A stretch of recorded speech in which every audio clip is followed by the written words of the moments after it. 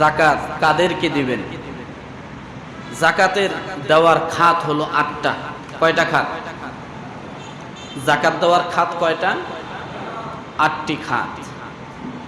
১ number, ইন্নামাস সাদাকাতু লিল ফুকারা, যারা ফকির, যারা গরিব, এদেরকে যাকাত দিবেন। ওয়াল মাসাকিন, যারা মিসকিন। এখন গরিব এবং মিসকিনের মাঝে পার্থক্যটা কি? কথা ঠিক কিনা? গরিব কাকে বলে, মিসকিন কাকে বলে?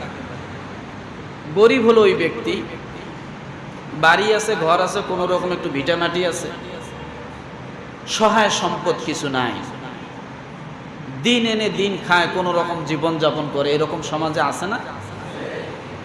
4-5টা 5টা 6টা বাচ্চা কাচ্চা নিয়ে, ফ্যামিলি নিয়ে খুব কষ্টে দিনাতিপাত করে, খুব কষ্টে জীবন যাপন করতেছে।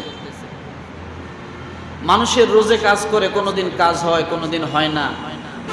মাসে 5 দিন কাজ করলে তার 25 দিন কাজ থাকে না, 25 দিন কাজ করলে 5 দিন কাজ থাকে না, এরকম আছে না? এই লোকগুলো কিন্তু খুব কষ্টে দিনাতিপাত করে, এদেরকে বলে গরিব। মিসকিন কাকে বলে? মিসকিন হলো ওই ব্যক্তি যার বাড়িও নাই, ঘর নাই, জমি নাই, কিছুই নাই। এই ধরনের কিছু লোক আছে না নাই সমাজে? আছে না? তাদের জায়গা কোথায়?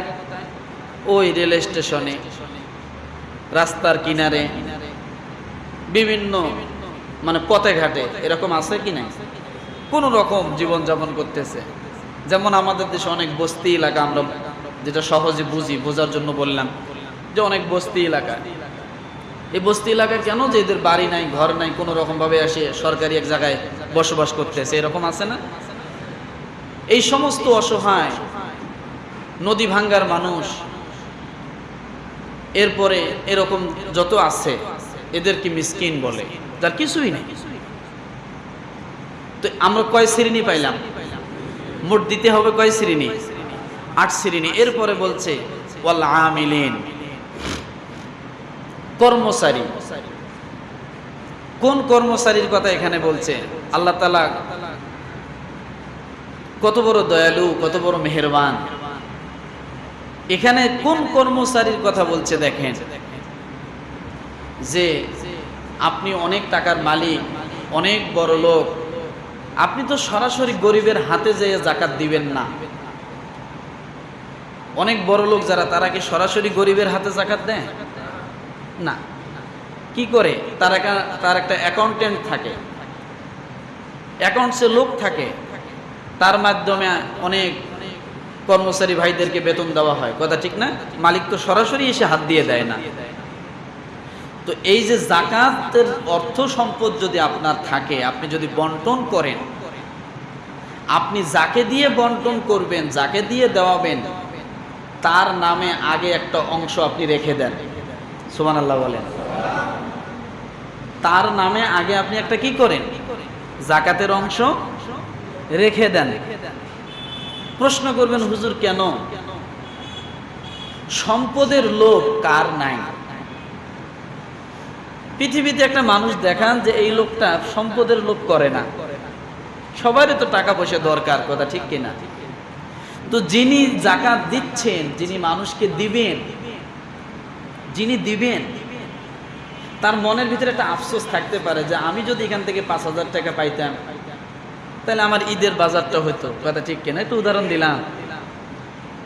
আমি যদি এখান থেকে 10,000 টাকা পাইতাম, তাহলে হয়তো বা আমার ফ্যামিলিতে একটু বাজার করতে পারতাম, চলতে পারতাম, ভালো খাইতে পারতাম। এই যে টাকা সে দিচ্ছে, কিন্তু তার ভিতরে নিজের একটা লোভ আসতেছে। এই জন্য আল্লাহ সুবহানাহু ওয়া তাআলা বলেন যে যে ব্যক্তি যাকাত দিবে, তার জন্য একটা অংশ আগে রেখে দাও, তাকে আগে দাও, যাতে তার লোভ আর না থাকে। তো আমি তো পাইছি। এক ব্যক্তি মিষ্টি দিচ্ছে সবাইকে, নিয়ম কোনটা? যে মিষ্টি আগে যিনি দিবে তার জন্য আগে 2টা রেখে দাও। কেন? সে সবাইকে দিতে যায় যেন তার মিষ্টি যেন একেবারে না থাকে, এমনটা যাতে না হয়। কথা ঠিক কিনা? কারণ সে দিচ্ছে, আর হয়তো চিন্তা করবে মিষ্টি না কার্টুনে শেষ হয়ে গেল, আমার ভাগের তো রাখতে পারলাম না। কথা ঠিক কিনা? এই আফসোসটা যেন তার ভিতরে না থাকে। অতএব যে বন্টন করবে তারটা আগে রেখে দাও, তাহলে তার অন্যদেরকে দিতে সহজ হবে, কোনো কার্পণতা থাকবে না। কথা ঠিক কিনা? এটা আল্লাহ পাকের বন্টন, আল্লাহ তাআলা এইভাবেই বন্টন করেন। তো এরপরে বলা হয়েছে ওয়াল মুআল্লাফাতি কুলুবুহুম, আগে এই যাকাতের টাকা ৪র্থ নম্বরে বিধর্মীদেরকে দেওয়া হতো। কেন দেওয়া হতো? তাদের অভাব অনটন ছিল, যে তোমরা এই যাকাতের টাকা নাও, মুসলমানদের যাকাতের টাকা নাও। যখন যাকাতের টাকা দিয়ে তাদেরকে উপকার করা হতো, তখন তারা এই যাকাতের টাকা পাওয়ার পরে ইসলামের দিকে চলে আসতো, ইসলামের সৌন্দর্য ইসলামের দিকে চলে আসতো, যে ইসলামে এত সুন্দর ব্যবস্থা। তো এখন সেই বিধানটা নাই, এখন বিধর্মীরাই বেশি বড় লোক। কথা ঠিক কিনা? বিধর্মীরাই বেশি বড় লোক না? এখন বিধানটা কি? এখন বিধানটা এটাই আসবে, ওয়াল মুআল্লাফাতি কুলুবুহুম, যে সমস্ত বিধর্মীরা ইসলামে প্রবেশ করবে, তখন তাদের তো বাবা মা তাদেরকে বাড়ি ছাড়া করে দিবে, ঘর ছাড়া করে দিবে, সম্পদ ছাড়া করে দিবে, ত্যায্য করে দিবে। সে বাবা মার কোনো ওয়ারিস সে আর ভাগে পাবে না, তাকে দেওয়া হবে না, তার প্রতি বিভিন্নভাবে কষ্ট দিবে। অতএব তোমরা এই যাকাতের টাকার থেকে নবমুসলিমকে তোমরা সাহায্য সহযোগিতা করো, তোমরা তাকে সহযোগিতা করো। আচ্ছা, এইভাবে যদি নবমুসলিমদেরকে সহযোগিতা করা হয়, তাহলে তারা কি সাধারণ জনগণের কাছে যে হাত পাতকারো, যে আমি মুসলমান হয়েছি, আমাকে টাকা দেন, পয়সা দেন, সাহায্য করেন? তো এই ব্যবস্থাটা তো যাকাতের থেকে করা দরকার। ৫ম নম্বরে বলা হয়েছে ওয়াফির রিকাব, দাস মুক্তি। আগে এটার প্রথা ছিল দাস মুক্তি, মানুষের কাছে বিক্রি করা হতো, আর ওই বিক্রির কারণে যাকে বিক্রি করা হতো, যার কাছে বিক্রি করা হতো, সেই ব্যক্তি যাকে বিক্রি করা হতো তাকে বিভিন্নভাবে ব্যবহার করত, সমস্ত কাজে তাকে ব্যবহার করত। আর তার কথা বলারও তো ওই সময় কোনো কিছু থাকতো না, কারণ আমি তো তোমাকে টাকা দিয়েই কিনে নিয়ে আসছি। কথা ঠিক কিনা? তো এমন ব্যক্তি যদি থাকে, যে আর যদি তোমার যাকাতের টাকা থাকে, তুমি যাকাতের টাকা দিয়ে ওই মালিককে, সে যে পরিমাণ টাকা দিয়ে ওই ছেলেটাকে কিনে নিয়ে আসছে, দাসকে কিনে নিয়ে আসছে, ওই পরিমাণ টাকা মালিককে দিয়ে ছেলেটাকে আজাদ করে দাও। এটা যাকাতের ব্যবস্থা থেকে। তো এখন তো এই প্রথাটা নাই, আছে? নাই।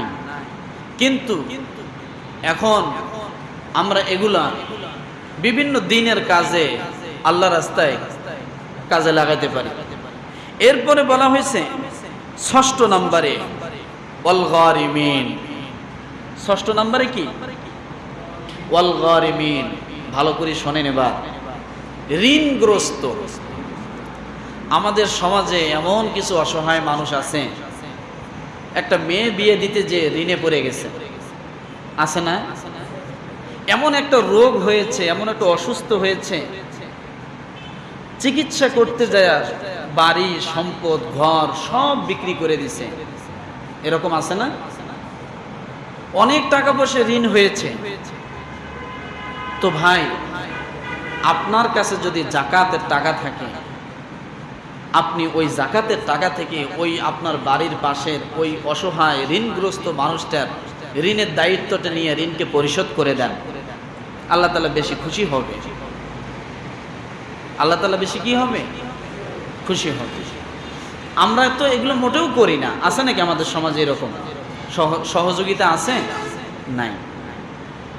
এরপরে বলা হয়েছে অফি সাবিলিল্লাহ, আল্লাহ রাস্তায় যারা চলে,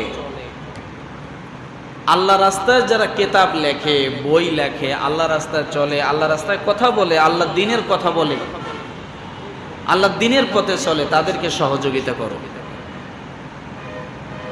এটা হলো ৭ নাম্বার। তাদেরকে কি করো? সহযোগিতা করো। এরপরে ৮ নাম্বারে যে কথাটা বলা হয়েছে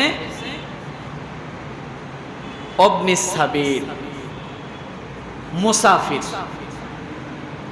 কি বলেন তো? মুসাফির। বর্তমান আমাদের সমাজে এমন কিছু ছলচাতুরি বেড়াইছে, খুবই কষ্ট লাগে।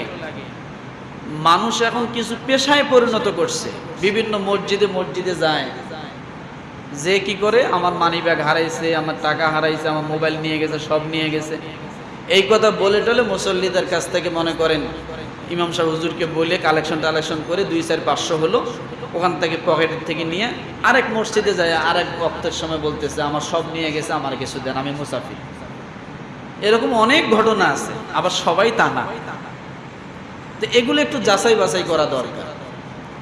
আমি অনেক বলছি আপনাদেরকে, আমাদের এই অত্র এলাকায় অনেক দূর দূরান্ত থেকে কিছু লোক আসে, আমার শ্রমিক ভাইদেরকে অনেক বিরক্ত করে, রাস্তায় এপারে ওপারে দাঁড়ায়,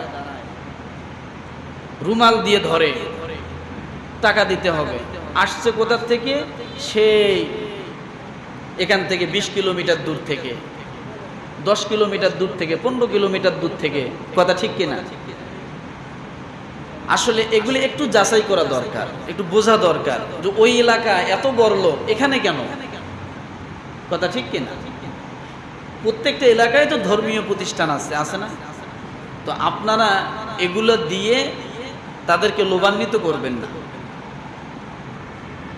ওই টঙ্গী থেকে এখানে আসতে হবে না, ওই চৌরাস্তার সেই মাথা থেকে এখানে আসতে হবে না, এখানকার চেয়ে ওটা আরো বড় শিল্প এলাকা, কথা ঠিক কিনা? এটার দ্বারা কি হচ্ছে জানেন? ইসলামের ক্ষতি হচ্ছে। ইসলাম মানেই ভিক্ষা, ইসলাম মানেই কি? ভিক্ষা। কোরআন শরীফ পড়তে জানে না, মাথায় টুপি দিছে, দাড়ি লাগছে, পাঞ্জাবি টুপি দিছে, একেবারে বিশাল প্রখর রোদের মধ্যে দেখবেন রুমাল একটা ঘাড়ে আছে, অনেক বড় হুজুর রাস্তায় দাঁড়িয়ে দাঁড়িয়ে কালেকশন করতেছে। কিন্তু এগুলো খুব সাবধান, খুব সতর্ক থাকবেন আপনারা। তো অবনি সাবিল মুসাফির, সেটা যেখান থেকেই হোক না কেন, মুসাফির হালতে যদি হয় তাহলে আমরা তাকে যাকাতের টাকা থেকে দিতে পারি।